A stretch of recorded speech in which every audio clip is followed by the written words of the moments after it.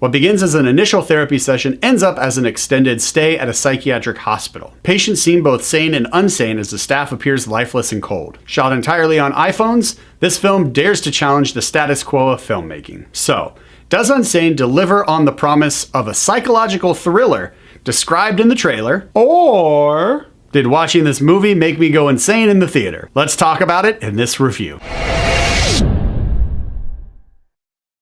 Steven Soderbergh is back in the director's chair, and this time he dares to tackle the standard practice of hospital admittance. That's right, this film has an underlying message of psychiatric hospitals who take patients in, be they sane or insane, and they keep them there for as long as the insurance companies will foot the bill. However, there's two other stories layered over top of that, so this movie is actually 3 stories in all. First, we have the story of Sawyer Valentini, played by Claire Foy, as you can see here on the screen. Sawyer is a young professional woman who has just relocated over 400 miles away from her home to get away and escape her stalker, who she believes is still following her. In short, during that therapy session, she signs papers she shouldn't, is admitted overnight. That overnight turns into a 7-day stint, which turns into longer. Eventually, she escapes the hospital and, as it turns out, her actual stalker. The second story adds a completely different element to this film because it's about Nate Hoffman, who plays an undercover cop. He's in the psych ward, collecting information and trying to gather enough evidence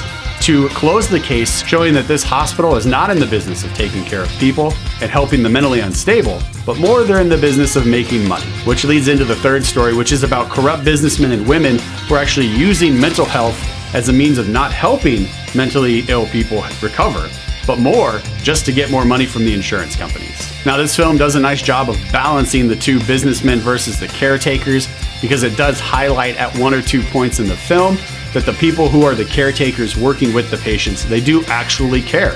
And they pay close attention when it comes to the daily medicine schedule for all of the patients.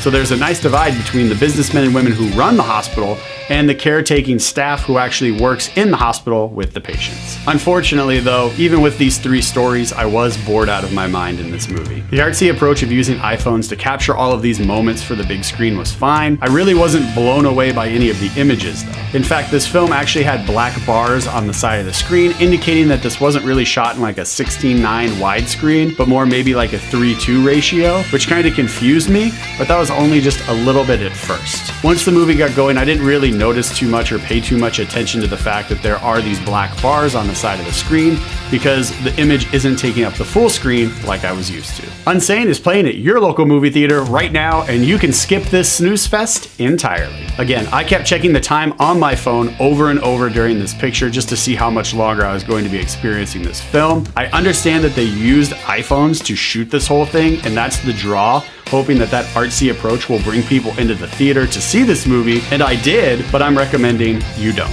Because of what a fan I am of Soderbergh's film and his writing style, I was very much looking forward to seeing this film, and I'm gonna be honest, I think right now, this might be my most disappointing film of the year. But it's only the beginning of April, so I'm sure there are gonna be other opportunities for films to disappoint me, but right now, this is definitely taking the top spot for disappointment in 2018. This film had a lot of B-movie style dialogue, plot progression, and more. Again, completely bored out of my mind, and because of that, this film is getting 0 high fives from this guy. And spoiler alert, Sawyer is perfectly sane. The crazy stalker does in fact follow her, kills somebody and assumes his identity, and then goes like super cheesy B-villain movie on her towards the end of the film. Just bad. Unsane is playing at your local movie theater right now.